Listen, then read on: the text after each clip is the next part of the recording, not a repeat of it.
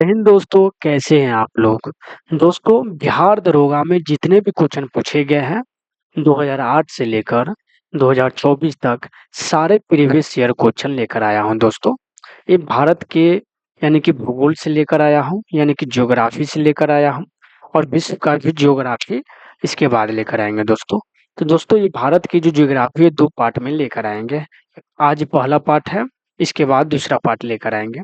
इससे पहले हमने प्राचीन इतिहास, मध्यकालीन इतिहास और मॉडर्न इतिहास कवर कर दिया है। अगर आपने नहीं देखे हैं तो देख लीजिएगा। पीडीएफ अगर लेना है दोस्तों, तो पीडीएफ आपको टेलीग्राम पर मिल जाएगा। ज्ञानथिक एग्जाम्स एकेडमी से टेलीग्राम है, उसको ज्वाइन कर लीजिएगा दोस्तों। पीडीएफ वहीं पे हमने डाल दिए हैं दोस्तों। हम इसी तरह से पूरा चैप्टर वाइज लेकर आएंगे, यानी कि 2008 से लेकर अब तक जितने भी क्वेश्चन पूछे गए हैं, चाहे पॉलिटी हो, इकोनॉमिक्स हो, चाहे स्टैटिक जीके हो, चाहे कोई भी हो क्वेश्चन, बिहार दरोगा में जितने भी क्वेश्चन पूछे गए वो सब लेकर आए हैं दोस्तों। चलिए वीडियो को शुरू करते हैं। सतलज, चिनाव, रावी निम्न में से किसकी सहायक नदियां है दोस्तों। तो यह सहायक नदी है, सिंधु नदी की सहायक नदी है। और सिंधु नदी की सहायक नदी है दोस्तों। सिंधु नदी सिंधु नदी की सबसे बड़ी सहायक नदी कौन है, कमेंट में जरूर बताइएगा दोस्तों। श्वेत क्रांति का संबंध किस क्षेत्र से है। श्वेत क्रांति का संबंध दोस्तों दूध क्षेत्र से है, यानी कि दूध क्षेत्र से है। श्वेत क्रांति का जो जनक है दोस्तों कौन से है, तो वर्गीज कुरियन है दोस्तों। श्वेत क्रांति का जनक दोस्तों वर्गीज कुरियन है। श्वेत क्रांति को, दूध क्रांति को ऑपरेशन फ्लड के भी नाम से जानते हैं दोस्तों। श्वेत क्रांति के जनक कौन है दोस्तों, वर्गीज कुरियन। वर्गीज कुरियन है दोस्तों, ध्यान रखिएगा दोस्तों।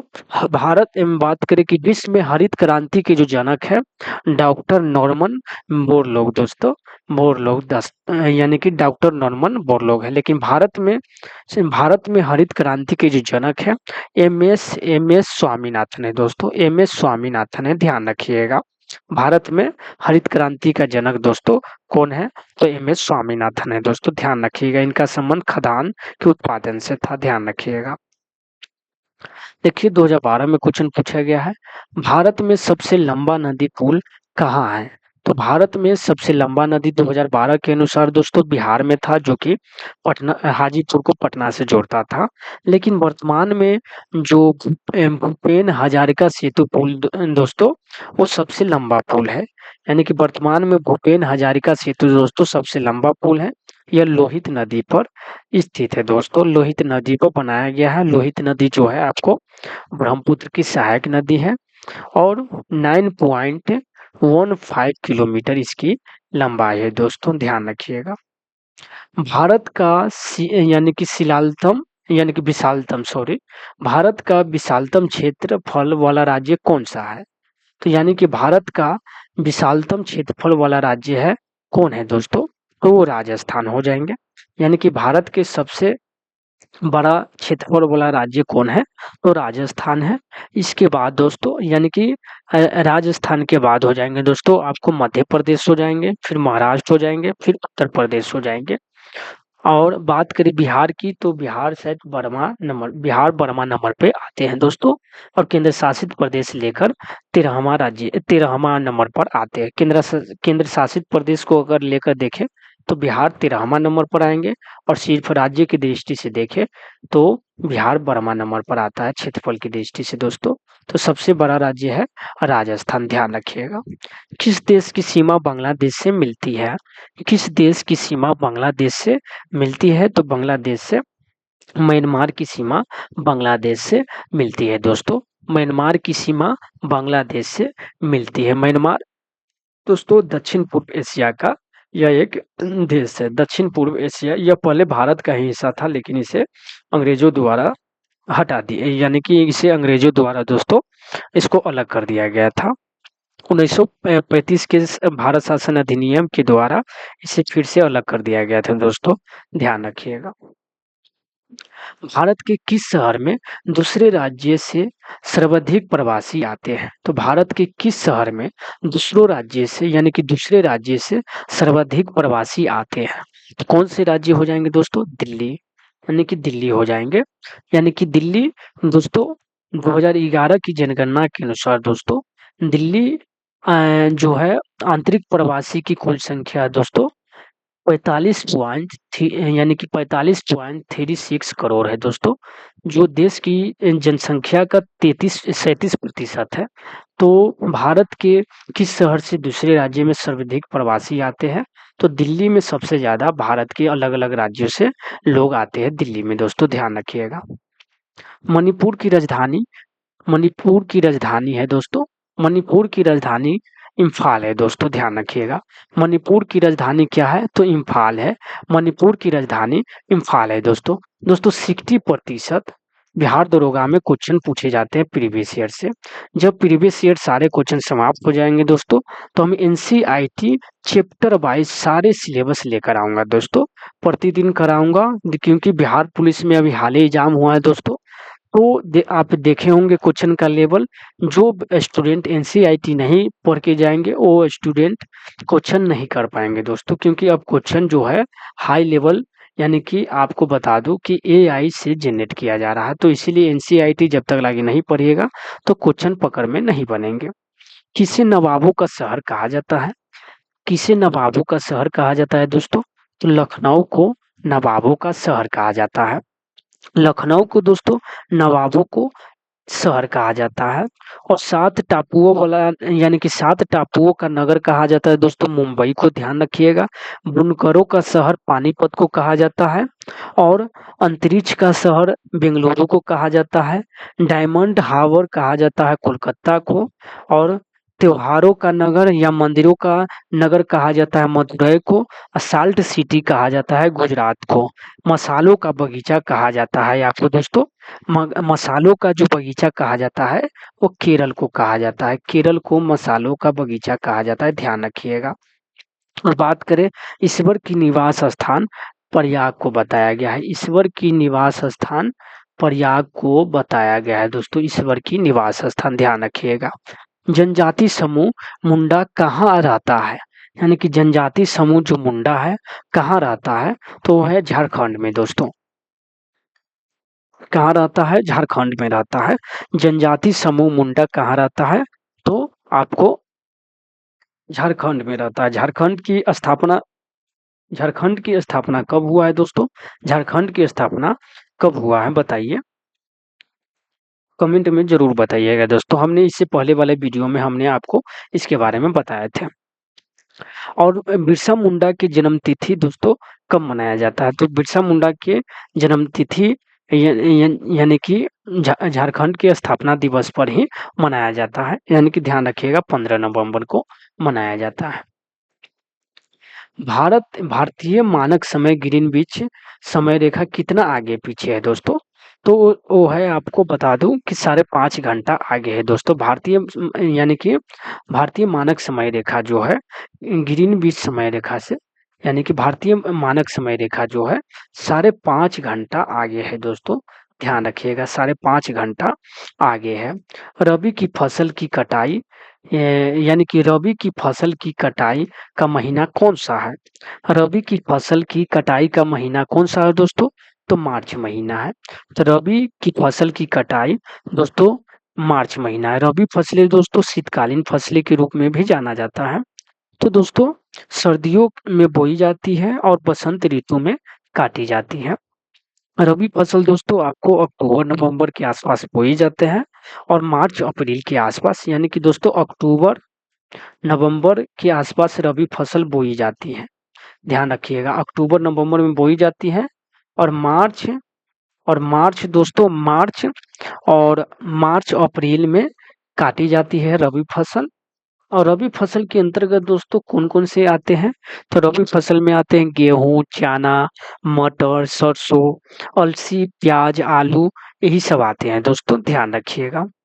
निम्नलिखित देखिए दोस्तों 2012 में क्वेश्चन पूछे गए हैं, यानी कि उत्पाद अवर निरीक्षक दरोगा में निम्नलिखित में से कौन सा शहर यमुना नदी के किनारे स्थित नहीं है?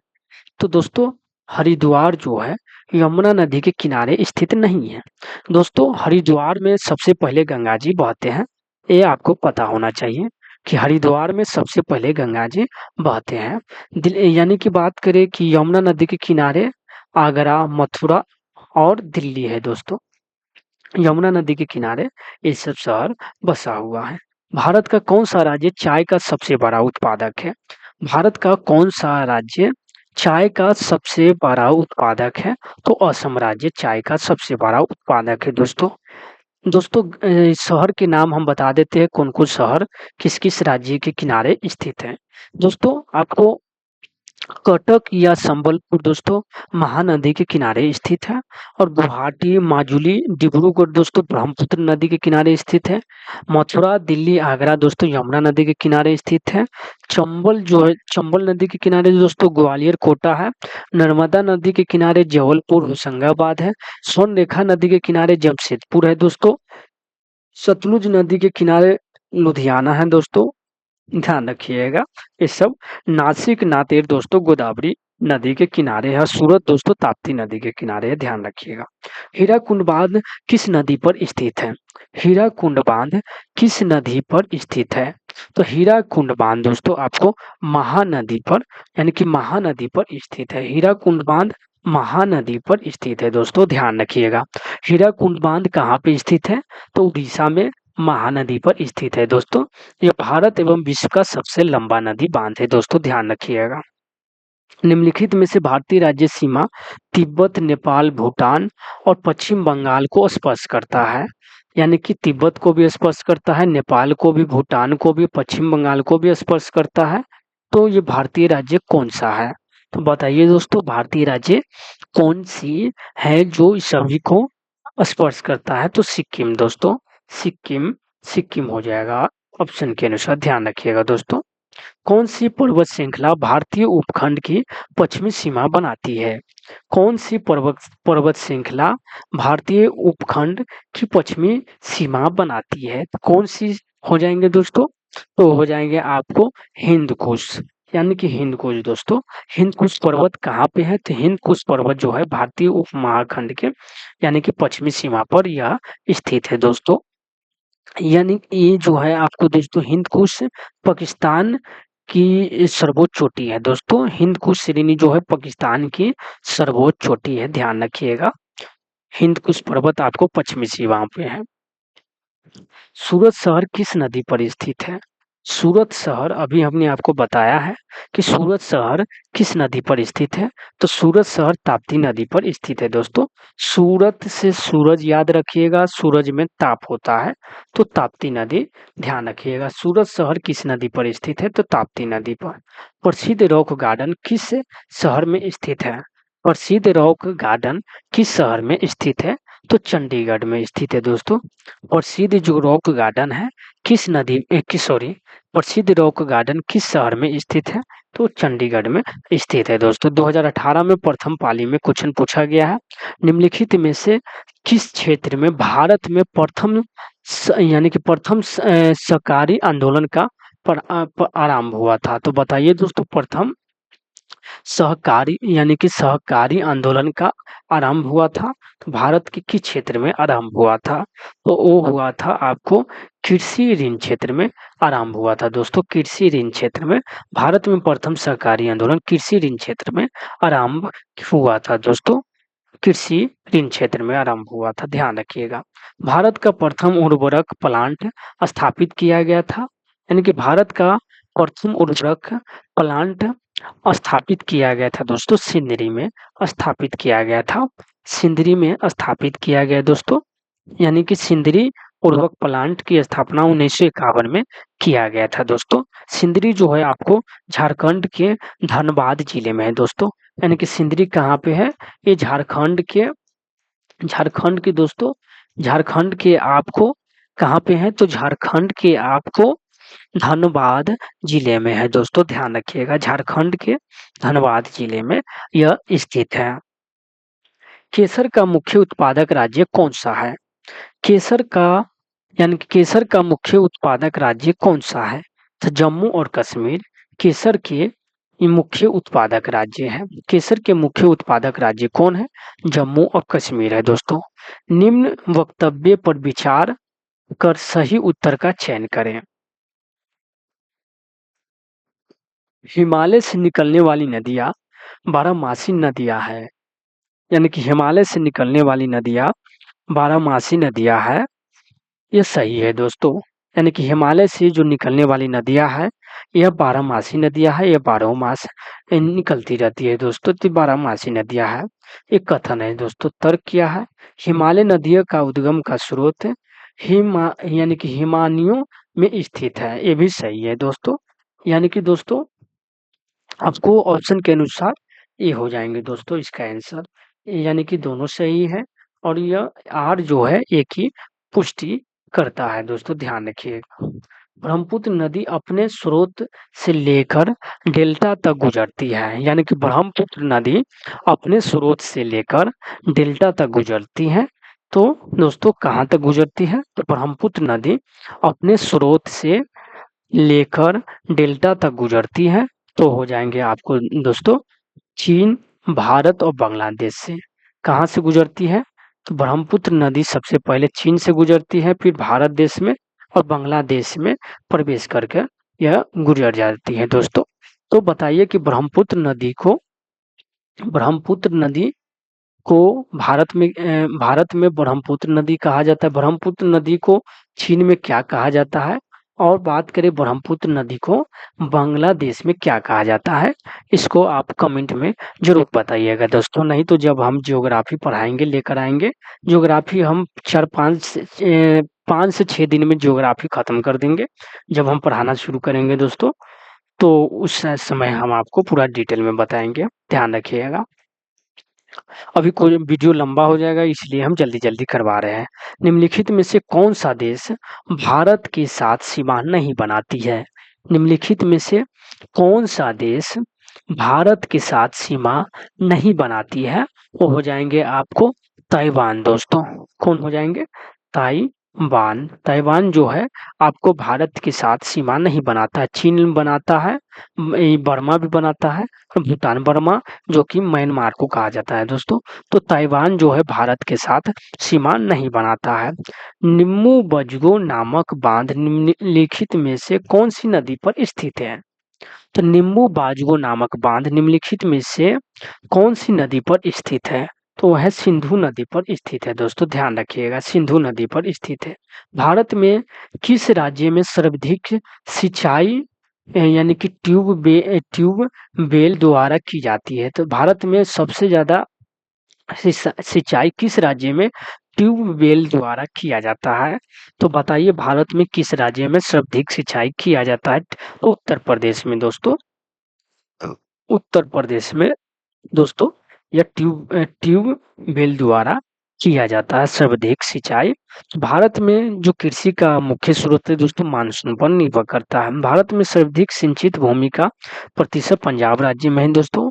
और भारत में सिंचाई के प्रमुख साधन ट्यूबवेल है, तालाब है, कुआं है, नहर है। ट्यूबवेल जो नलकूपों की संख्या सर्वाधिक उत्तर प्रदेश में है दोस्तों। ट्यूबवेल को ही नलकूप कहते हैं, ध्यान रखिएगा। तो उत्तर प्रदेश में नलकूपों के द्वारा सर्वाधिक सिंचाई उत्तर प्रदेश में किया जाता है। पौधे मिट्टी में घुले हुए नाइट्रेट को अवशोषित करते हैं तथा उन्हें परिवर्तित कर देते हैं। पौधे जो है मिट्टी में घुले हुए यानी कि नाइट्रेट को अवशोषित करते हैं तथा उन्हें परिवर्तित कर देते हैं मुक्त नाइट्रोजन में दोस्तों। यानी कि मुक्त नाइट्रोजन में जब बायोलॉजी पढ़ाऊंगा दोस्तों, तो इसके बारे में हम आपको बताएंगे दोस्तों डिटेल से। तो पौधे मिट्टी में घुले हुए नाइट्रेट को अवशोषित करते हैं तथा उन्हें परिवर्तित कर देते हैं मुक्त नाइट्रोजन में, ध्यान रखिएगा। देखिए दोस्तों द्वितीय पाली में पूछा गया है स्वर्णिम क्रांति किससे संबंधित है? स्वर्णिम क्रांति किससे संबंधित है? तो स्वर्णिम क्रांति जो है दोस्तों आपको उद्यान कृषि से संबंधित है। स्वर्णिम क्रांति यानी कि स्वर्णिम क्रांति जो है स्वर्णिम क्रांति उद्यान कृषि से संबंधित है दोस्तों। स्वर्णिम क्रांति का संबंध दोस्तों हॉर्टिकल्चर एवं शहद से है, यानी कि हॉर्टिकल्चर एवं शहद से है दोस्तों, ध्यान रखिएगा। स्वर्ण रेशा क्रांति का संबंध जूट उत्पादन से है। हरित क्रांति का संबंध दोस्तों खाद्य उत्पादन से है। सेरीकल्चर का संबंध दोस्तों रेशम कीट से है। एपीकल्चर का संबंध दोस्तों आपको मधुमक्खी पालन से है। फ्लोरिकल्चर का संबंध पुष्प उत्पादन से है, ध्यान रखिएगा। पीली क्रांति का तिलहन से है दोस्तों, और गुलाबी क्रांति का संबंध झींगा उत्पादन से है। और बात करें नीली क्रांति का संबंध मत्स्य उत्पादन से है दोस्तों, ध्यान रखिएगा। तो स्वर्णिम क्रांति किससे संबंधित है? तो उद्यान कृषि से संबंधित है स्वर्णिम क्रांति, इसको ध्यान रखिएगा दोस्तों। लोकटक झील जो तैरते द्वीपों यानी कि द्वीपों के लिए प्रसिद्ध है, कहाँ स्थित है? तो यानी कि लोकटक झील जो तैरते द्वीपों के लिए प्रसिद्ध है, वो कहाँ स्थित है? तो वो है दोस्तों आपको मणिपुर में स्थित है, ध्यान रखिएगा। गंगा की सहायक नदियों जो नीचे वर्णित है, कौन उत्तर की ओर प्रवाहित होता है? तो उत्तर की ओर प्रवाहित होता है दोस्तों सोन नदी जो है आपको उत्तर की ओर प्रवाहित होता है। यानी कि दोस्तों ये बिहार है, और ये दोस्तों सोन नदी इस तरह से आपको उत्तर की ओर प्रवाहित होता है और पटना के समीप आकर यह मिलता है दोस्तों। तो सोन नदी दोस्तों ध्यान रखिएगा। भारत का कौन सा राज्य सर्वाधिक लोहा उत्पादन राज्य है? तो भारत का कौन सा राज्य, भारत का बात करें कि सोन नदी दोस्तों आपको जो अमरकंटक की पहाड़ी से निकलकर उत्तर दिशा में प्रवाहित होता है दोस्तों। सोन यानी कि सोन नदी जो है आपको अमरकंटक की पहाड़ी से यह निकलता है दोस्तों, ध्यान रखिएगा। और सोन नदी दोस्तों आपको पटना के समीप गंगा में मिल जाता है, यह ध्यान रखिएगा। सोन नदी मध्य प्रदेश से निकलकर उत्तर प्रदेश, झारखंड और बिहार में प्रवाहित होता है। तो भारत का कौन सा राज्य सर्वाधिक लोहा का उत्पादन करता है? तो सर्वाधिक लोहा का उत्पादन करने वाला राज्य कौन सा है? भारत का कौन सा राज्य सर्वाधिक लोहा का उत्पादन करता है? तो ओडिशा राज्य दोस्तों, ध्यान रखिएगा। भारत का ओडिशा राज्य वर्तमान में सर्वाधिक लोहा का उत्पादन करता है दोस्तों। लो एस का उत्पादक भारत के 4 शीर्ष राज्य में है दोस्तों। आपको ओडिशा हो जाएंगे दोस्तों, उड़ीसा हो जाएंगे। फिर उसके बाद दोस्तों आपको उड़ीसा के बाद छत्तीसगढ़ हो जाएंगे, दोस्तों। उसके बाद दोस्तों आपको कर्नाटक हो जाएंगे, फिर झारखंड हो जाएंगे। तो सर्वाधिक अभी लोहा का उत्पादन वर्तमान में यह उड़ीसा करते हैं। फिर उसके बाद है दोस्तों छत्तीसगढ़ है, कर्नाटक है, फिर झारखंड है, ध्यान रखिएगा क्रम के अनुसार। निम्नलिखित में से यानी कि बेमेल को चुने, यानी कि जो मेल है बेमेल को चुने ये कह रहा है। तो निम्नलिखित में से बेमेल को चुने, तो दोस्तों वो हो जाएंगे आपको, देखिए गोरिचियन शिखर, यानी कि बात करें गोरिचियन शिखर अरुणाचल प्रदेश में है, यानी कि अरुणाचल प्रदेश। नीलगिरी पहाड़ी केरल में, दोस्तों यही हो जाएंगे ऑप्शन के अनुसार, यानी कि बेमेल को चुने दोस्तों। नीलगिरी पहाड़ी दोस्तों, नीलगिरी पहाड़ी मुख्य रूप से तमिलनाडु में है दोस्तों, थोड़ा सा कर्नाटक में आते हैं। यानी कि दोस्तों नीलगिरी जो पहाड़ी है यह तमिलनाडु और कर्नाटक की सीमा पर आते हैं दोस्तों। तो तमिलनाडु में सर्वाधिक हिस्सा है नीलगिरी पहाड़ी का, और थोड़ा माने कर्नाटक में है दोस्तों। तो ध्यान रखिएगा, नीलगिरी पहाड़ी केरल में नहीं आता है, यानी कि नीलगिरी पहाड़ी जो है आपको केरल में नहीं आता है, ये सही है दोस्तों। ये भी सही है। नंदा देवी उत्तराखंड में है, और खारदुंगला दर्रा जम्मू कश्मीर में है दोस्तों, ध्यान रखिएगा। लेकिन नीलगिरी जो पहाड़ी है दोस्तों, ये तमिलनाडु और कर्नाटक के बीच स्थित है, यह ध्यान रखिएगा। सूची 1 और सूची 2 को मिलान करने के लिए बोल रहा, और कह रहा है कि दिए गए कोड का उपयोग करके सही उत्तर का चयन करें। तो झील फर्स्ट, और इसमें दिया गया है झीलों के प्रकार दोस्तों। तो चलिए हम देखते हैं। भीमताल झील, अष्टमुडी झील, गोहन और लोहार। तो दोस्तों चलिए भीमताल जो है दोस्तों, इसके ऑप्शन के अनुसार देखें तो भीमताल हो जाएंगे आपको टेक्टोनिक दोस्तों, यानी कि भीमताल के दोस्तों जो प्रकार है झीलों के टेक्टोनिक हो जाएंगे, यानी कि यानी कि हो जाएंगे दोस्तों टेक्टोनिक हो जाएंगे, ध्यान रखिएगा टेक्टोनिक हो जाएंगे। फिर अष्टमुडी के जो हो जाएंगे दोस्तों, जो अष्टमुडी जो हो जाएंगे दोस्तों आपको, अष्टमुडी के क्या हो जाएंगे? तो पच्चे झील हो जाएंगे, यानी कि ये हो जाएंगे दोस्तों, ध्यान रखिएगा। फिर गोहन का क्या हो जाएगा, तो गोहन का हो जाएगा आपको, यानी कि यानी कि गोहन का हो जाएगा आपको भूस्खलन दोस्तों। और ये लोहार का हो जाएगा आपको ज्वालामुखी पहाड़ी का मुख। तो ऑप्शन के अनुसार देखिए दोस्तों, तो आपको हो जाएंगे बी हो जाएंगे, ध्यान रखिएगा। देखिए दोस्तों, आपको पुनः इसका री एग्जाम दिया गया था, तो री एग्जाम में पूछा गया है गर्म पानी का स्रोत कहाँ है। गर्म पानी का स्रोत कहाँ पे है दोस्तों, तो राजगीर में गर्म पानी का स्रोत है। राजगीर जब घूमने आइएगा दोस्तों, तो वहाँ पे एक गर्म पानी निकलते रहता है। और वो दोस्तों हमने भी वहाँ पे जब हमने भी उस गर्म कुंड में गया था दोस्तों, तो बहुत ठेवना ही पानी रहता है दोस्तों, बहुत ठेवना से ज्यादा रहता है। अब पूरा पानी गर्म रहता है दोस्तों, तो आप कभी भी जाइएगा तो पानी गर्म ही रहेगा, ध्यान रखिएगा। जो राज्य नहर सिंचाई पर सर्वाधिक आश्रित है वह कौन सा है, यानी कि जो राज्य नहर सिंचाई पर सर्वाधिक आश्रित है वह है दोस्तों कौन सा राज्य है, तो वह है उत्तर प्रदेश। कौन सा राज्य है दोस्तों, उत्तर प्रदेश, ध्यान रखिएगा, उत्तर प्रदेश। भारत के वह जो सुदूर पूर्व में जो देश सर्वाधिक लंबा सीमा बनाता है वो कौन है, तो भारत के वह है जो सुदूर पूर्व में जो देश का सर्वाधिक लंबी सीमा बनाता है, यानी कि सबसे लंबा सीमा देश का कौन बनाता है, तो वो है आपको दोस्तों, ऑप्शन के अनुसार देखें तो भारत के वह है जो सुदूर पूर्व में जो देश सर्वाधिक लंबी सीमा बनाता है, यानी कि भारत के पूर्व की बात कर रहा है, यानी कि भारत के सुदूर पूर्व में जो देश सर्वाधिक लंबी सीमा बनाता है वो है दोस्तों म्यांमार है। यानी कि कौन हो जाएंगे, म्यांमार हो जाएंगे। यानी कि दोस्तों म्यांमार जो है 1643 1643 किलोमीटर यह सीमा बनाता है दोस्तों। ऑप्शन के अनुसार दोस्तों म्यांमार हो जाएंगे, 1643 सीमा बनाते हैं, ध्यान रखिएगा। यानी कि पूर्व की बात कर रहा है, पूर्व की बात कर रहा है, यानी कि सुदूर पूर्व में जो देश सर्वाधिक लंबी सीमा बनाता है वो है आपको 1643 किलोमीटर म्यांमार हो जाएंगे।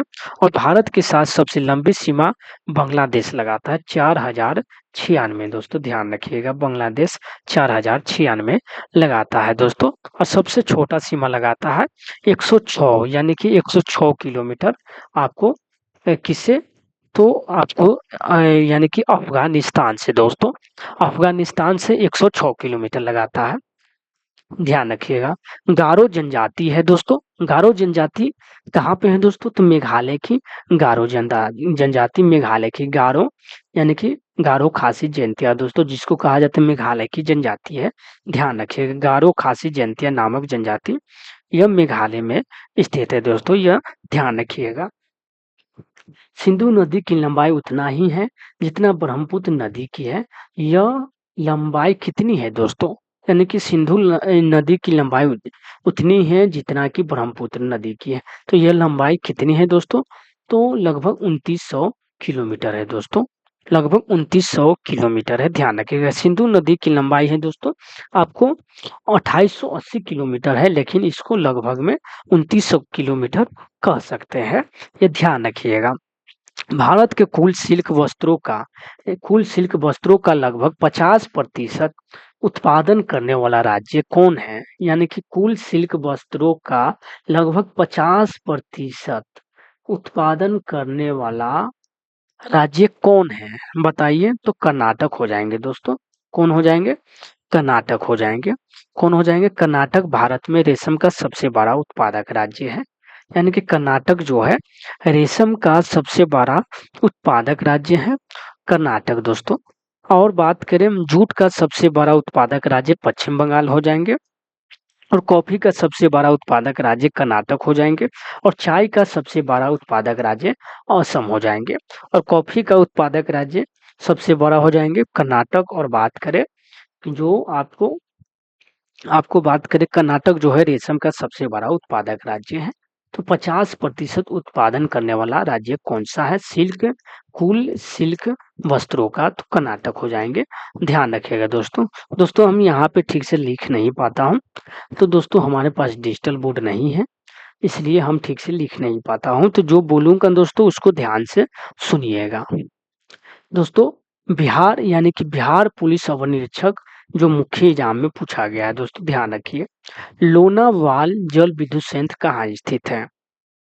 यानी कि लोनावाल जल विद्युत संयंत्र कहाँ स्थित है? लोनावाल यानी कि दोस्तों लोनावाल जल विद्युत संयंत्र कहाँ स्थित है? तो लोनावाल जल विद्युत संयंत्र दोस्तों महाराष्ट्र में स्थित है। कहाँ पे स्थित है दोस्तों? तो महाराष्ट्र में स्थित है दोस्तों। लोनावाल जल विद्युत संयंत्र महाराष्ट्र में स्थित है दोस्तों, ध्यान रखिएगा। निम्न में से कौन सी पर्वत चोटी भारत में स्थित है? निम्न में से कौन सी पर्वत चोटी भारत में स्थित है? तो कामेट पर्वत चोटी दोस्तों भारत में स्थित है, ध्यान रखिएगा। कामेट पर्वत चोटी भारत में स्थित है दोस्तों। कामेट पर्वत चोटी भारत के उत्तराखंड राज्य में चमोली जिले में स्थित है दोस्तों, यह ध्यान रखिएगा। कामेट पर्वत की ऊंचाई दोस्तों 7756 मीटर है, ये ध्यान रखिएगा। माउंट एवरेस्ट दोस्तों नेपाल में है, जिसकी ऊंचाई है दोस्तों आपको 8848 मीटर दोस्तों, ध्यान रखिएगा।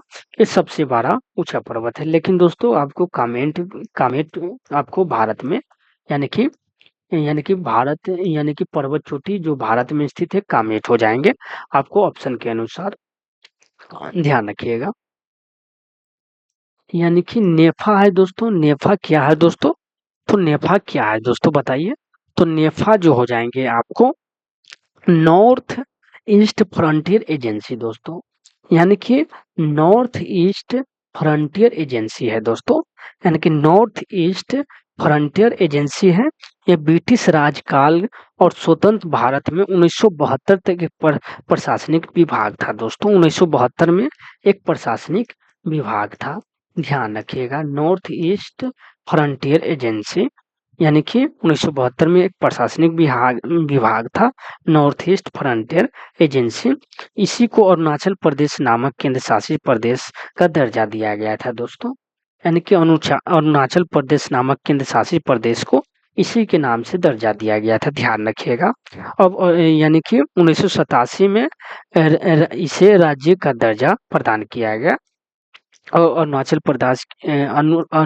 प्रदेश को दर्जा दिया गया दोस्तों। 1987 में राज्य का दर्जा दिया गया, ध्यान रखिएगा। मेघालय की गारो यानी कि गारो पहाड़ियां निम्न में से किस फसल उत्पादन के लिए जानी जाती है? तो मेघालय की गारो पहाड़ियां निम्नलिखित में से किस फसल के लिए जानी जाती है? तो संतरा फसल के लिए जानी जाती है। किस फसल के लिए जानी जाती है? मेघालय की गारो पहाड़ियां संतरा फसल के लिए भी जानी जाती है, सेब धान इत्यादि फसल के लिए भी जानी जाती है, लेकिन खासकर आपको संतरा के लिए जानी जाती है, ध्यान रखिएगा। दक्षिण भारत की सर्वोच्च चोटी कौन सी है? तो दक्षिण भारत की सर्वोच्च चोटी अनाई मुदी है दोस्तों। कौन है? अनाई मुदी हो जाएंगे दोस्तों, अनाई मुदी हो जाएंगे।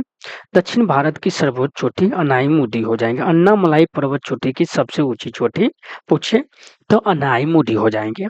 तो अन्नामलाई पर्वत चोटी की सबसे ऊंची चोटी अनाई मुदी हो जाएंगे दोस्तों, अनाई मुदी। इसकी जो ऊंचाई है 2695 मीटर है दोस्तों, 2695 मीटर है इसकी ऊंचाई।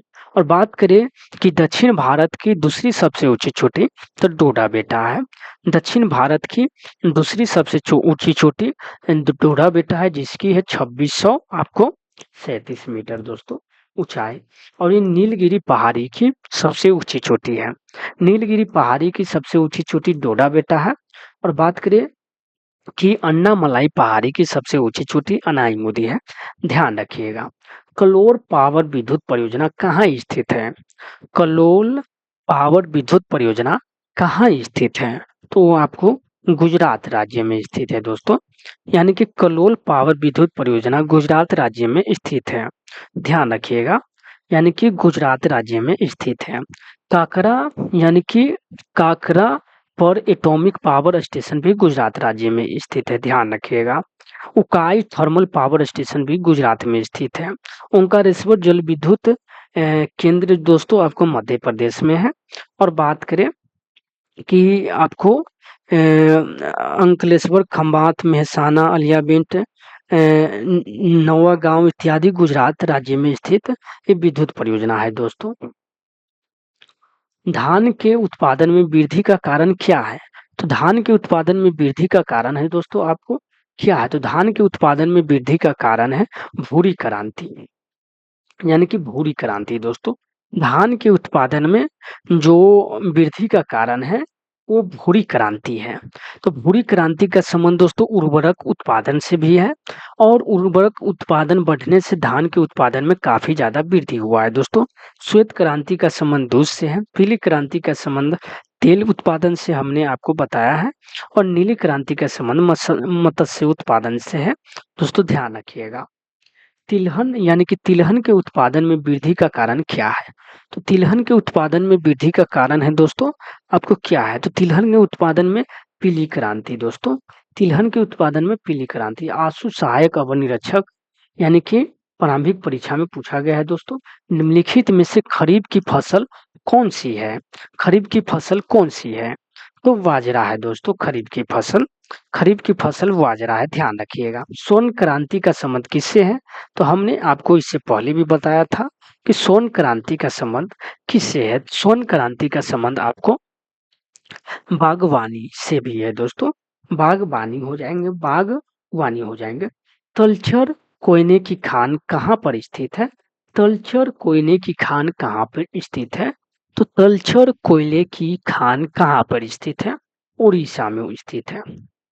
तलचर कोयले की खान कहाँ पे स्थित है? उड़ीसा में स्थित है। निम्नलिखित में से किस भारतीय राज्य की सीमा भूटान राज्य के साथ नहीं मिलती है? भूटान राज्य के साथ नहीं मिलती है मेघालय।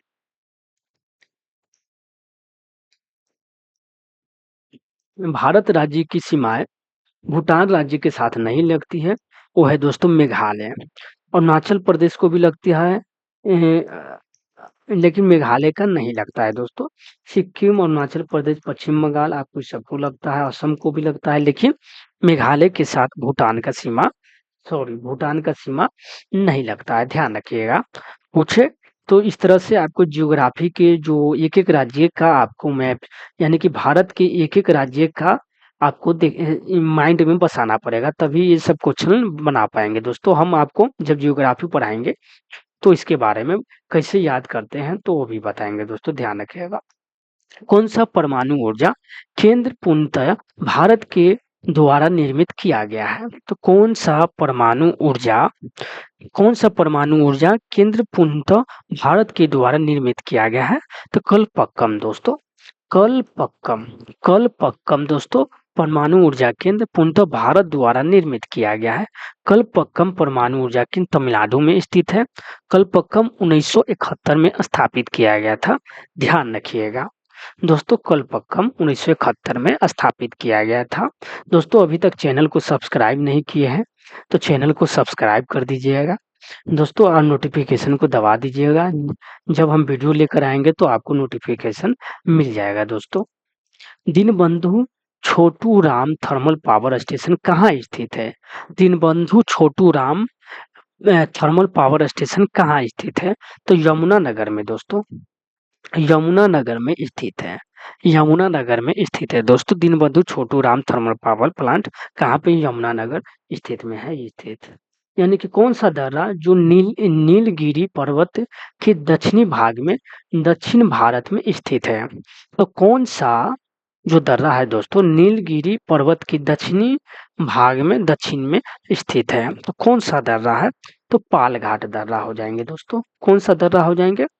पालघाट दर्रा हो जाएंगे। कौन सा दर्रा हो जाएंगे दोस्तों? यानी कि पालघाट दर्रा हो जाएंगे। पालघाट दर्रा हो जाएंगे। पालघाट दर्रा हो जाएंगे, ध्यान रखिएगा। कौन सा दर्रा हो जाएंगे? पालघाट दर्रा हो जाएंगे दोस्तों। ये ऑप्शन दोस्तों टाइप हो गया है, ये डबल टाइप हो गया है दोस्तों। पालघाट दर्रा हो जाएंगे, ध्यान रखिएगा।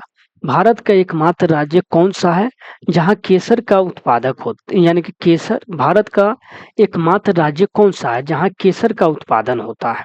तो केसर का उत्पादन जम्मू कश्मीर में होता है। भारतवर्ष में निम्नलिखित में से सबसे ऊंचा जलप्रपात कौन सा है? यानी कि भारत का एकमात्र, यानी कि बात करें यानी कि भारतवर्ष में निम्नलिखित में से सबसे ऊंचा जलप्रपात कौन सा है? तो जोंग जलप्रपात सबसे ऊंचा जलप्रपात है। तो भारत का सबसे ऊंचा जलप्रपात जोंग जलप्रपात है दोस्तों, विकल्प के अनुसार है। जोंग जलप्रपात की जो ऊंचाई है दोस्तों आपको 253 मीटर है, ध्यान रखिएगा 253 मीटर है। इसे महात्मा गांधी जलप्रपात भी कहा जाता है। लेकिन भारत का सबसे ऊंचा जलप्रपात कर्नाटक में बराही नदी पर स्थित है, कुंचिकल जलप्रपात। दोस्तों ध्यान रखिएगा, भारत के जो सबसे ऊंचा जलप्रपात है वो कुंचिकल जलप्रपात है। इसकी जो ऊंचाई है 455 मीटर है, 455 मीटर है, ध्यान रखिएगा। कुंचिकल जलप्रपात जो कि कर्नाटक में आपको वराही नदी पर स्थित है, ध्यान रखिएगा। निम्न यानी कि निम्न खनिजों में से किस खनिज के उत्पादन में भारत विश्व में अग्रणी है? निम्न खनिजों में से किस खनिजों के उत्पादन में भारत विश्व में अग्रणी है दोस्तों? तो कौन हो जाएंगे आपको? तो आपको हो जाएंगे दोस्तों चादरी अभ्रक हो जाएंगे। निम्न राज्यों में से किस चीनी का कटोरा कहा जाता है? चीनी का कटोरा किसे कहा जाता है? उत्तर प्रदेश को कहा जाता है। उत्पाद दरोगा अवर निरीक्षक में पूछा गया है दोस्तों 2019 में। जास्कर श्रेणी किस हिमालय का भाग है? जास्कर श्रेणी किस हिमालय का भाग है? तो ट्रांस हिमालय का भाग है जास्कर श्रेणी, ध्यान रखिएगा दोस्तों। दोस्तों बहुत लंबा वीडियो हो जाएगा इसलिए धाए धाए हम आपको पढ़ा रहे हैं। कपास की कृषि के लिए कौन सी मिट्टी उपयुक्त होती है? तो कपास की कृषि के लिए काली मिट्टी उपयुक्त होती है दोस्तों। काली मिट्टी को रेगुर मिट्टी भी कहा जाता है, ध्यान रखिएगा। काली मिट्टी विशाल चट्टानों के टूटने फटने से बनता है दोस्तों, ध्यान रखिएगा। यानी कि नहावा सेवा बंदरगाह किस राज्य में स्थित है? नहावा सेवा बंदरगाह किस राज्य में स्थित है दोस्तों? तो आपको महाराष्ट्र राज्य में स्थित है, महाराष्ट्र राज्य में स्थित है दोस्तों, ध्यान रखिएगा। कांडला बंदरगाह जो गुजरात राज्य में स्थित है, और कांडला बंदरगाह आपको दोस्तों गुजरात राज्य में, और मुंबई पोर्ट जवाहरलाल नेहरू महाराष्ट्र में स्थित है दोस्तों, ध्यान रखिएगा। पाक जलमंडल यानी कि जलमंडलू मध्य किस देशों के मध्य है दोस्तों? किस देशों के मध्य है? तो यानी कि पाक जल डमरू मध्य किस देशों के मध्य है दोस्तों? तो किस देशों के मध्य है? तो भारत और श्रीलंका के बीच है दोस्तों, भारत और श्रीलंका के बीच है। ये महत्वपूर्ण क्वेश्चन है, इसको ध्यान रखिएगा, वरना व्यक्ति भारत और पाकिस्तान लगा देते हैं। लेकिन पाक जलमंडल मध्य किस देशों के मध्य है? तो भारत और श्रीलंका के मध्य है। इनमें से किस राज्य से होकर कर्क रेखा नहीं गुजरती है? कर्क रेखा उड़ीसा से होकर नहीं गुजरती है, कर्क रेखा उड़ीसा से होकर नहीं गुजरती। कर्क रेखा 8 राज्यों से होकर गुजरता है, इसको कमेंट में आप जरूर बताइएगा। निम्न राज्य पुनः कर्क रेखा के उत्तर में स्थित है। कर्क रेखा के उत्तर में स्थित है कौन सा राज्य दोस्तों? ऑप्शन के अनुसार देखें तो मणिपुर हो जाएंगे दोस्तों। यानी कि ऑपरेशन फ्लड का संबंध किससे है? ऑपरेशन फ्लड का संबंध हमने आपको इससे पहले बताया था कि ऑपरेशन फ्लड का संबंध दूध उत्पादन से है दोस्तों। किस उत्पादन से है? दूध उत्पादन से है ऑपरेशन फ्लड का संबंध। भारत में श्वेत क्रांति के जनक के तौर पर कौन जाने जाते हैं? भारत में श्वेत क्रांति के जनक के रूप में जाने जाते हैं डॉक्टर वर्गीज कुरियन। डॉक्टर वर्गीज कुरियन भारत में श्वेत क्रांति के रूप में जाने जाते हैं, ध्यान रखिएगा। मेंस एग्जाम में पूछा गया है कर्क रेखा निम्न में से किस राज्य से होकर गुजरती है? कर्क रेखा आपको झारखंड, मध्य प्रदेश, त्रिपुरा, मिजोरम, आपको ऑप्शन के अनुसार दोस्तों ए हो जाएंगे, ध्यान रखिएगा। कर्क रेखा दोस्तों 8 राज्य से होकर गुजरता है, आपको यानी कि 8 राज्य से होकर गुजरता है। कमेंट में जरूर बताइएगा कौन कौन राज्य है। भारतीय जलवायु से संबंधित ईएनएसओ क्या है? यानी कि भारतीय जलवायु से संबंधित ईएनएसओ क्या है दोस्तों? तो ऑप्शन के अनुसार दोस्तों आप देखें तो EI नैनो साउदर्न ओसिलेशन हो जाएगा दोस्तों, ध्यान रखिएगा। यानी कि कह रहा है उचित मिलान करें। टिहरी बांध, यानी कि सरदार सरोवर, तुंगभद्रा बांध और हीराकुंड बांध। तो कह रहा है कि यानी कि टिहरी बांध दोस्तों आपको टिहरी बांध दोस्तों कहाँ पे हो जाएंगे, तो टिहरी बांध आपको उत्तराखंड हो जाएंगे दोस्तों, टिहरी बांध उत्तराखंड हो जाएंगे। सरदार सरोवर बांध आपको गुजरात में हो जाएंगे दोस्तों। आपको तुंगभद्रा बांध जो हो जाएंगे आपको कर्नाटक में हो जाएंगे, और हीराकुंड बांध दोस्तों उड़ीसा में हो जाएंगे। ऑप्शन के अनुसार एक हो जाएंगे दोस्तों, ध्यान रखिएगा। टिहरी बांध आपको दोस्तों आपको भारत का जो सबसे ऊंचा बांध भारत का सबसे ऊंचा बांध है टिहरी बांध, भारत के सबसे ऊंचा बांध है। हीराकुंड बांध आपको दोस्तों महानदी पर संबलपुर उड़ीसा में स्थित है। और बात करें दोस्तों जो आपको ए, आपको ये जो सरदार सरोवर बांध है दोस्तों, ये नर्मदा नदी पर स्थित है। सरदार सरोवर बांध नर्मदा नदी के किनारे स्थित है दोस्तों, ध्यान रखिएगा। इसी के किनारे आपको दोस्तों बना हुआ है आपको जो आपको इसी के किनारे इनका ये जो आपको सरदार वल्लभ भाई पटेल की जो प्रतिमा का निर्माण किया गया, सरदार वल्लभ भाई पटेल का, इन्हीं के किनारे यानी कि सरदार सरोवर बांध के किनारे बना हुआ है दोस्तों, ध्यान रखिएगा। कह रहा है निम्नलिखित में से कौन सी सही नहीं है, निम्नलिखित में से कौन सी सही नहीं है। तो दोस्तों आपको ऑप्शन के अनुसार हो जाएंगे, सी हो जाएंगे, पीट मिट्टी उत्तर प्रदेश में। दोस्तों आपको पीट मिट्टी उत्तर प्रदेश सही नहीं है। पीट मिट्टी जैविक मिट्टी जिसको दलदली मिट्टी भी कहा जाता है, यानी कि पीट मिट्टी को ही दोस्तों आपको दलदली मिट्टी भी कहा जाता है, ध्यान रखिएगा। अलकनंदा और भागीरथी नदी कहाँ आकर मिलती है, अलकनंदा और भागीरथी नदी देवप्रयाग में आकर मिलता है। यानी कि अलकनंदा और भागीरथी नदी कहाँ पे आकर मिलती है, तो देवप्रयाग में आकर मिलती है, ध्यान रखिएगा। निम्नलिखित में से कौन इस्पात उद्योग से संबंधित है, यानी कि इस्पात उद्योग से संबंधित है। तो आपको बात करें दोस्तों तमिलनाडु के सलेम दोस्तों, तमिलनाडु के सलेम जो सलेम इस्पात उद्योग से संबंधित है दोस्तों, ध्यान रखिएगा। दुर्गापुर जो है लौह इस्पात कारखाना पश्चिम बंगाल में स्थित है। भिलाई लौह इस्पात कारखाना छत्तीसगढ़ में स्थित है दोस्तों, ध्यान रखिएगा। दूध सागर जलप्रपात कहाँ स्थित है, दूध सागर जलप्रपात आपको गोवा में स्थित है दोस्तों, ध्यान रखिएगा। नामचिक नामफूक कोयला क्षेत्र कहाँ स्थित है, नामचिक नामफूक कोयला क्षेत्र कहाँ स्थित है, अरुणाचल प्रदेश में स्थित है। कहाँ पे स्थित है, अरुणाचल प्रदेश में स्थित है। नामचिक नामफूक कोयला क्षेत्र का अरुणाचल प्रदेश में स्थित है, ध्यान रखिएगा। कर्नाटक और महाराष्ट्र में अवस्थित पश्चिमी घाट को क्या कहते हैं, तो कर्नाटक और महाराष्ट्र में अवस्थित पश्चिमी घाट को क्या कहते हैं, सह्याद्री कहते हैं। क्या कहते हैं, सह्याद्री कहते हैं, ध्यान रखिएगा। निम्न में से कौन से सुमेलित नहीं है, निम्न में से कौन से सुमेलित नहीं है, तो आपको सिपकिला जो हो जाएगा ये सुमेलित नहीं है। सिपकिला जम्मू कश्मीर में जो है आपको यह आपको सुमेलित नहीं है। बता दूं कि सिपकिला जम्मू कश्मीर में नहीं है, बल्कि यह आपको हिमाचल प्रदेश में स्थित है। हिमाचल प्रदेश में कौन कौन से दर्रे हैं आप बताइएगा, रोहतांग दर्रे है, और आपको कौन कौन से दर्रे हैं, सभी दर्रे को आप कमेंट में जरूर बताइएगा, नहीं तो हम दर्रा पढ़ाएंगे तो पूरा डिटेल में लेके आएंगे। रंगीन नदी कहाँ बहती है, रंगीत नदी कहाँ बहती है, रंगीत नदी आपको सिक्किम में बहती है, ध्यान रखिएगा। दोस्तों आपको 2019 में प्रथम पाली में पूछा गया है, जिलेपला दर्रा स्थित है कहाँ पे, जिलेपला दर्रा स्थित है आपको सिक्किम में। जिलेपला दर्रा कहाँ पे स्थित है, सिक्किम में स्थित है। प्रायद्वीपीय भारत की सबसे लंबी नदी यानी कि नदी है, प्रायद्वीपीय भारत की सबसे लंबी नदी कौन सी है, तो गोदावरी नदी।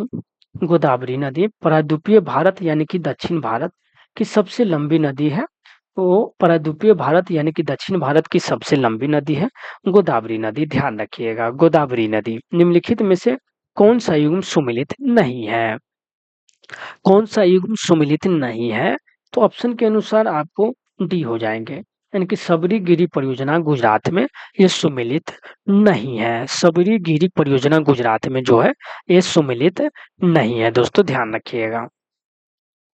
नागा अर्जुन सागर परियोजना निम्नलिखित में से किस नदी पर स्थित है, किस नदी पर स्थित है बताइए। नागा अर्जुन सागर परियोजना निम्नलिखित में से किस नदी पर स्थित है, तो कृष्णा नदी पर स्थित है। यानी कि नागर अर्जुन सागर परियोजना निम्नलिखित में से किस नदी पर स्थित है? तो कृष्णा नदी पर स्थित है। निम्नलिखित में से कौन सा तापीय ऊर्जा संयंत्र के संदर्भ में सुमेलित है? बताइए कौन सा सुमेलित है? तो हो जाएंगे आपको, यानी कि निम्नलिखित में से कौन तापीय ऊर्जा संयंत्रों के संदर्भ में सुमेलित है?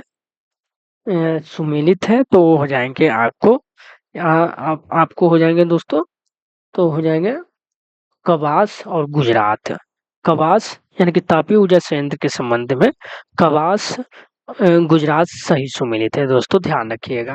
द्वितीय पाली में पूछा गया है, गुजरात के यानी कि गुजरात के भुज में विनाशकारी भूकंप की उत्पत्ति जिस वर्ष हुई थी वो है दोस्तों, यानी कि गुजरात के भुज में जो विनाशकारी भूकंप आया था किस वर्ष आया था? 2001 में आया था दोस्तों। गुजरात के भुज में विनाशकारी यानी कि विनाशकारी भूकंप की उत्पत्ति हुआ था वर्ष 2001 में हुई थी दोस्तों, ध्यान रखिएगा। हीराकुंड बांध जिस नदी पर निर्मित है वह है दोस्तों, हीराकुंड बांध दोस्तों किस नदी पर स्थित है? हीराकुंड बांध दोस्तों आपको महानदी पर स्थित है, महानदी पर, ध्यान रखिएगा। दोस्तों चैनल को अभी तक सब्सक्राइब नहीं किए हैं दोस्तों, तो चैनल को सब्सक्राइब जरूर कर दीजिएगा दोस्तों। वीडियो बनाने में मेहनत लगता है दोस्तों, एक एक करके वीडियो एक एक करके टाइप करवाते हैं दोस्तों, एक एक करके दोस्तों आपको लिखते हैं क्वेश्चन को, लिख कर फिर उसको बाद दोस्तों टाइप करवाते हैं। टाइप करना पड़ता है दोस्तों, बहुत मेहनत लगता है। अगर आप चैनल को सब्सक्राइब नहीं किए हैं दोस्तों, आप लोगों के लिए ही बनाते हैं दोस्तों, इतना सारा कुछ लेकर आ रहा है। फिर बिहार एसएससी के भी सारे प्रीवियस ईयर क्वेश्चन लेकर आएंगे दोस्तों, तो इसी तरह से हमारे चैनल को ज्वाइन कर लीजिएगा दोस्तों। सियाचिन हिम नदी स्थित है, सियाचिन हिम नदी स्थित है तो काराकोरम श्रेणी में, काराकोरम श्रेणी में सियाचिन हिम नदी कहाँ पे स्थित है? हिम नदी को कहा जाता है ग्लेशियर, तो सियाचिन ग्लेशियर कहाँ है? तो काराकोरम श्रेणी में, पर्वत श्रेणी में, ध्यान रखिएगा। वेरीनाग निम्नलिखित में से किस भारतीय नदी का उद्गम स्थल है?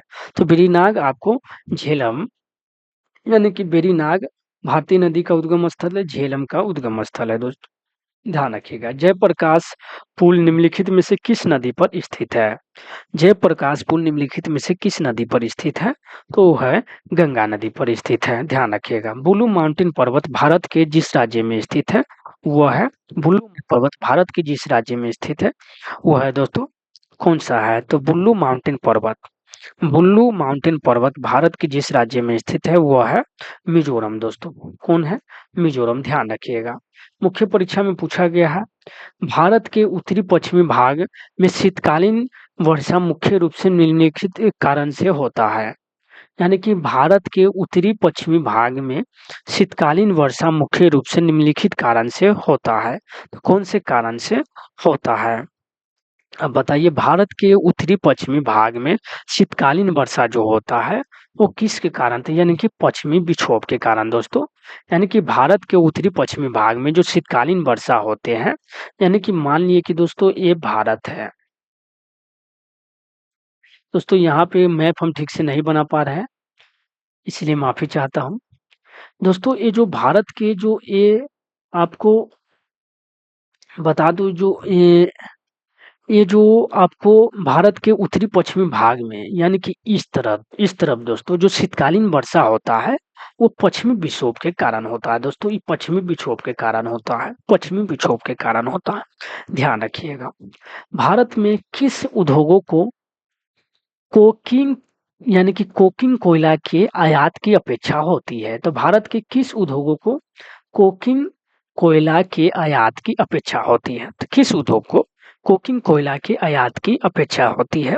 तो इस्पात उद्योग को, यानी कि इस्पात, सॉरी दोस्तों, यानी कि भारत के किस उद्योग को कोकिंग कोयला, यानी कि भारत के किस उद्योग को कोकिंग कोयला के आयात की अपेक्षा, यानी कि आयात की उपेक्षा होती है दोस्तों? तो इस्पात उद्योग को, कौन सा हो जाएंगे? तो इस्पात उद्योग को दोस्तों। ये जो ऑप्शन दोस्तों, ये ऑप्शन गलती हो गया है दोस्तों, यहाँ पे होगा इस्पात उद्योग। कौन सा उद्योग होगा दोस्तों? ये होगा इस्पात उद्योग, ध्यान रखिएगा।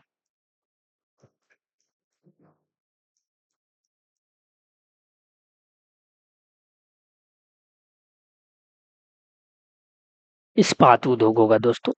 ये जो इस्पात उद्योग होगा दोस्तों, ध्यान रखिएगा, कौन सा उद्योग होगा?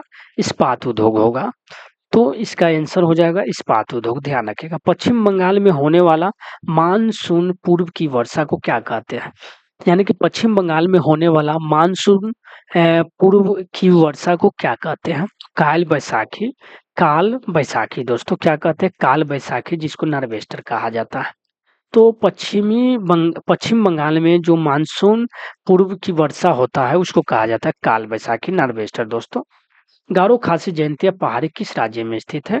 तो हमने आपको बताया है मेघालय राज्य में स्थित है, ध्यान रखिएगा। भारत में तटीय सीमा वाले राज्य की संख्या कितनी है? तो भारत में तटीय राज्यों की संख्या, यानी कि तटीय राज्य की सीमा वाली जो संख्या है दोस्तों, आपको 9 है। तो बता पूछेगा कि भारत के सबसे, यानी कि भारत में सबसे, यानी कि भारत की जो कौन सी राज्य है जो सबसे ज्यादा समुद्री सीमा लगाता है, और सबसे छोटा कौन सा राज्य है जो सबसे छोटा समुद्री सीमा लगाता है? तो कमेंट में जरूर बताइएगा। यानी कि भारत की कौन सी सबसे जो राज्य है वो सबसे अधिक समुद्री सीमा लगाता है और सबसे कम समुद्री सीमा लगाता है, यह आप कमेंट में जरूर बताइएगा। निम्नलिखित में से भारत की कौन सी नदी ज्वारनद मुख बनाती है? तो निम्नलिखित में से कौन सी नदी जो है ज्वारनद मुख बनाती है? तो ज्वार नद मुख बनाती है। तो निम्नलिखित में से कौन सी नदी ज्वारनद मुख बनाती है? तो ताप्ती नदी दोस्तों। ज्वारनद को बोलते हैं एचुरी दोस्तों, ध्यान रखिएगा, एचुरी, ताप्ती नदी, ताप्ती नदी दोस्तों। ताप्ती नदी ज्वारनद मुख बनाती है। ताप्ती नदी डेल्टा नहीं बनाती है, यह एचुरी बनाती है। नर्मदा और ताप्ती दोस्तों, ये दोनों ज्वार नद बनाती है, ध्यान रखिएगा। पूछेगा कि कौन ज्वार नद बनाती है? तो नर्मदा हो जाएंगे और ताप्ती हो जाएंगे। नर्मदा, नर्मदा, नर्मदा और ताप्ती हो जाएंगे दोस्तों, ध्यान रखिएगा। एचुरी बताया। भारत में कौन सा राज्य नौका दौड़ के लिए सुप्रसिद्ध है? तो केरल राज्य नौका दौड़ के लिए प्रसिद्ध है, केरल राज्य। निम्नलिखित में से भारत में सदाबहार वन कहाँ पाए जाते हैं? भारत में सदाबहार पाए जाते हैं, विकल्प के अनुसार देखें दोस्तों तो असम हो जाएंगे, सदाबहार वन असम हो जाएंगे। यानी कि भारत में सदाबहार वन असम में पाए जाते हैं दोस्तों, ध्यान रखिएगा। निम्नलिखित नदियों में से कौन सी नदी डेल्टा नहीं बनाती है? तो हमने आपको बताया ताप्ती और नर्मदा। भारत का वह राज्य जहां विश्व के विशाल भंडार, थोरियम का विशाल भंडार है। तो भारत का कौन सा राज्य है जहां विश्व के थोरियम का विशाल भंडार है? तो आपको केरल राज्य हो जाएंगे। गांधी सागर बांध निम्न में से किसका हिस्सा है? तो गांधी सागर बांध निम्न में से किसका हिस्सा है? तो चंबल का हिस्सा है। किसका हिस्सा है? तो चंबल का हिस्सा है, ध्यान रखिएगा। बिहार प्रवर्तन अवर जो 2020 में पूछा गया है, आवृत्ति के आधार पर भारत में मुख्य भूकंप संभावित क्षेत्र स्थित है। तो भारत में भूकंप संभावित क्षेत्र जो है, आपको बात करें तो ऑप्शन के अनुसार बी हो जाएंगे, हिमालय और कच्छ के क्षेत्र। आवृत्ति के आधार पर भारत में मुख्य भूकंप संभावित क्षेत्र है, तो आपको आवृत्ति के आधार पर भारत में मुख्य भूकंप संभावित क्षेत्र है, वो है आपको हिमालय और कच्छ के क्षेत्र। हिमालय राज्य कच्छ के क्षेत्र में है दोस्तों, यानी हिमालय राज्य और कच्छ के क्षेत्र में यह आपको देखने को मिलता है, ध्यान रखिएगा दोस्तों। डॉक्टर वर्गीज कुरियन का नाम विख्यात है किसके लिए? डॉक्टर वर्गीज कुरियन के बारे में हमने कई बारी बताया है दोस्तों कि वे श्वेत क्रांति के लिए जाने जाते हैं, श्वेत क्रांति के लिए जाने जाते हैं डॉक्टर वर्गीज कुरियन। हरित क्रांति के लिए M S Swaminathan, M S Swaminathan, ध्यान रखिएगा। निम्नलिखित में से युगों में से कौन सा सही सुमेलित नहीं है? यानी कि कौन सा सही सुमेलित नहीं है? बताइए कौन सा सही सुमेलित नहीं है? आपको हो जाएंगे गोदावरी, मूसी, ये सही सुमेलित नहीं है। गोदावरी जो आपको बात करें, गोदावरी की जो सहायक नदी है मूसी नहीं है। मूसी जो है आपको कृष्णा की सहायक नदी है दोस्तों।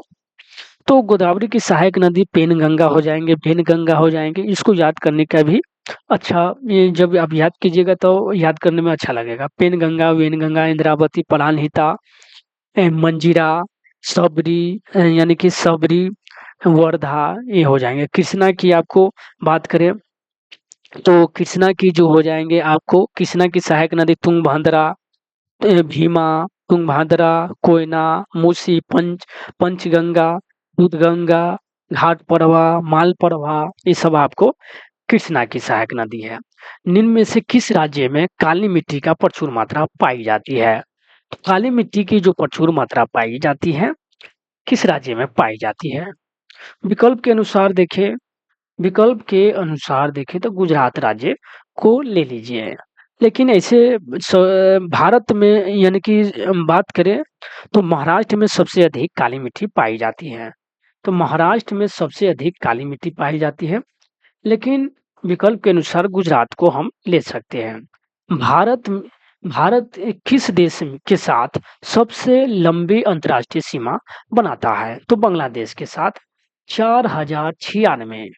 कितना? 4096। ध्यान रखिएगा। सबसे छोटी अफगानिस्तान के साथ। अरुणाचल प्रदेश की फुंडू-गंटो नदी, यानी गंटो नदी जल विद्युत परियोजना है दोस्तों अरुणाचल प्रदेश में। फुंडू-गट्टो नदी पर जल विद्युत परियोजना है, कौन सा है? तो बताइए आप, कौन सा है? तो आपको हो जाएंगे दीक्षी हो जाएंगे। कौन सा हो जाएंगे?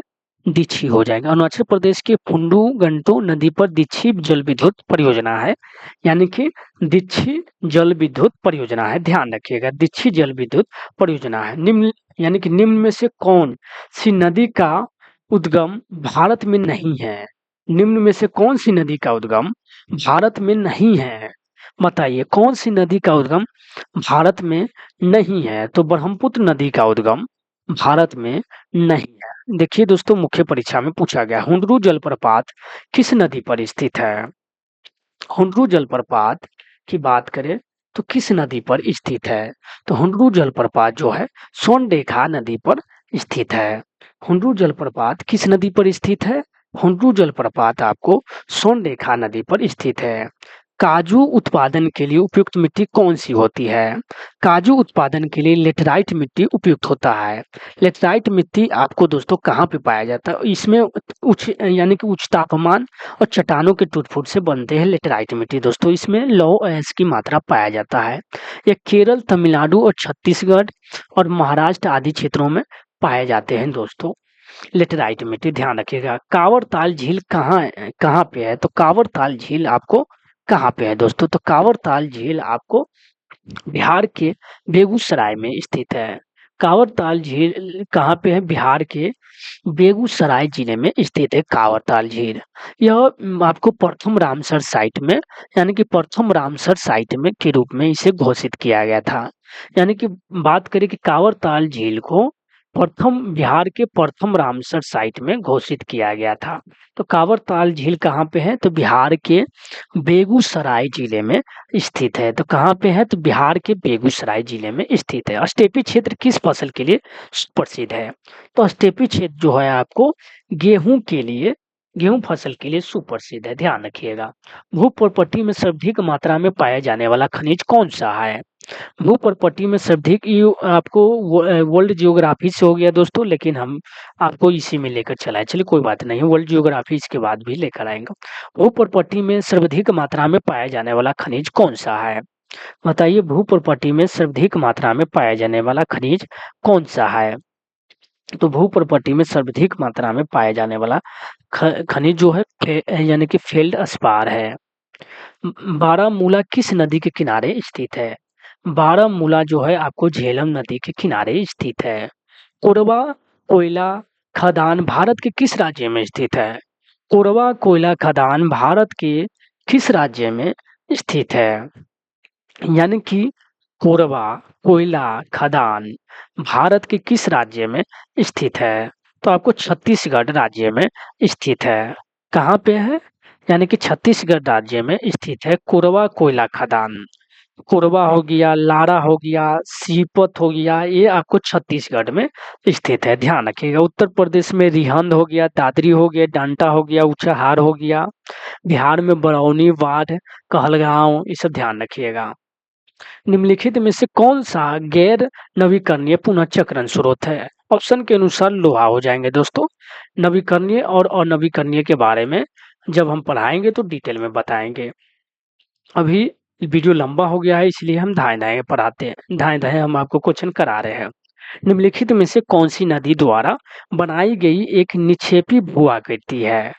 यानी कि निक्षेपी भू आकृति है, तो बताइए कौन हो जाएंगे निक्षेपी भू आकृति? तो हो जाएंगे आपको ऑप्शन के अनुसार देखें तो जलोढ़ पंख हो जाएंगे। कौन हो जाएंगे? जलोढ़ पंख हो जाएंगे। जलोढ़ पंख हो जाएंगे जो निक्षेपी भू आकृति है। यानी कि कोरापुट निम्नलिखित में से किसके लिए सुप्रसिद्ध है? यानी कि किसके लिए प्रसिद्ध है कोरापुट? तो कोरापुट निम्नलिखित में से किसके लिए प्रसिद्ध है? तो कोरापुट जो है किसके लिए प्रसिद्ध है? तो बॉक्साइट के लिए प्रसिद्ध है। कोरापुट किसके लिए प्रसिद्ध है? तो कोरापुट जो है आपको बॉक्साइट के लिए प्रसिद्ध है, ध्यान रखिएगा। पश्चिमी विक्षोभ भारत में प्रवेश करने से पहले किस समुद्र से नमी प्राप्त करता है? पश्चिमी विक्षोभ भारत में प्रवेश करने से पहले किस समुद्र से नमी प्राप्त करता है? तो कैस्पियन सागर से। कहाँ से प्राप्त करता है? कैस्पियन सागर से। पारिस्थितिकी तंत्र में ऊर्जा का प्राथमिक स्रोत क्या है? यानी कि बात करें पारिस्थितिकी तंत्र में ऊर्जा का प्राथमिक स्रोत क्या है? तो पारिस्थितिकी तंत्र में ऊर्जा का प्राथमिक स्रोत है सूर्य है। क्या है? तो सूर्य है, ध्यान रखिएगा। पोंग बांध भारत के किस राज्य में स्थित है? पोंग बांध भारत के किस राज्य में स्थित है? तो पोंग बांध जो है आपको हिमाचल प्रदेश में स्थित है। पोंग बांध आपको यानी कि हिमाचल प्रदेश में ब्यास नदी पर स्थित है, ध्यान रखिएगा। ब्यास नदी पर स्थित है। भारत में सबसे बड़ा चाय उत्पादक राज्य कौन सा है? तो भारत में सबसे बड़ा चाय उत्पादक राज्य असम हो जाएगा। कौन हो जाएगा? तो भारत में सबसे बड़ा चाय उत्पादक राज्य असम हो जाएगा, ध्यान रखिएगा। ऑसम हो जाएगा। तो दोस्तों अगर अभी तक आपने वीडियो को लाइक नहीं किए हैं और लाइक कर दीजिएगा दोस्तों, और चैनल को सब्सक्राइब कर दीजिएगा और यानी कि घंटी को दबा दीजिएगा दोस्तों, क्योंकि दोस्तों हमें मोटिवेशन मिलता है वीडियो बनाने में। अगर आप इसी तरह से हमें सपोर्ट करेंगे तो दोस्तों हम आपको एनसीईआरटी पढ़ाना भी स्टार्ट कर देंगे, जो आपके लिए दोस्तों हर एग्जाम के लिए इम्पोर्टेंट होगा दोस्तों। तो वीडियो को शेयर भी कर दीजिएगा। और दोस्तों बिहार दरोगा के हम सारे क्वेश्चन चैप्टर वाइज लेकर आ रहे हैं, अभी तक इस तरह से कोई भी लेकर नहीं आया है दोस्तों। तो चलिए वीडियो को समाप्त करते हैं दोस्तों।